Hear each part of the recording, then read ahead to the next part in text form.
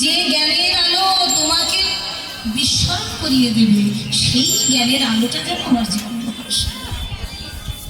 আর যদি দুটি নয়নের চোখে জল পড়ে, মানে দুটি নয়নের ধারায় যদি আমাকে ভাসতে হয়, সে আমি ভাসি, কিন্তু যেন তোমাকে হারাতে না হয়। যে তৃষায় জাগিলে তোমারে হারাবো, সে তৃষায়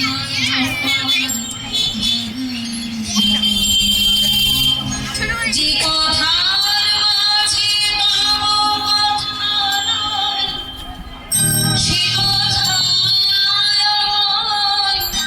ভাষায় না। যে কথার মাঝে তুমি নেই, সেই কথাই আমায় ভুলিও না। আমরা সংসারী মানুষ তো, সংসারের কথা আর কথা নিয়ে ব্যস্ত থাকি, বিশেষ করে মহিলারা।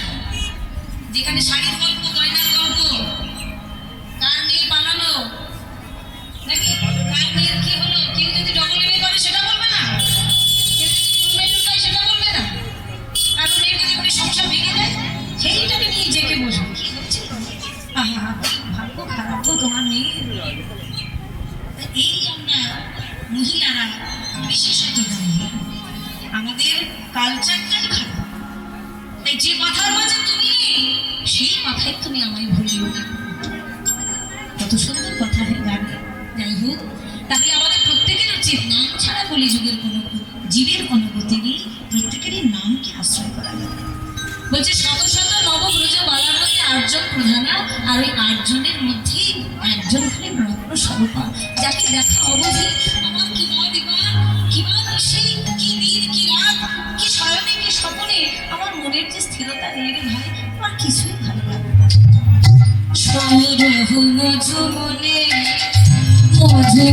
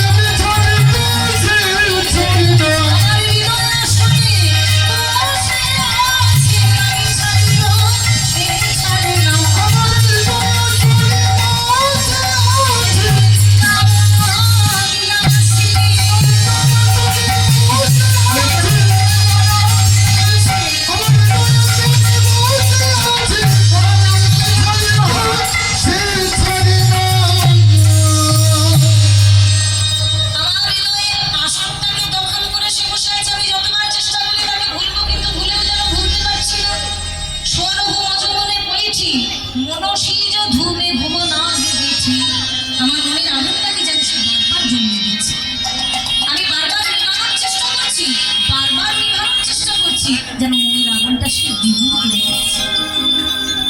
দিনে দিনে ক্ষীণ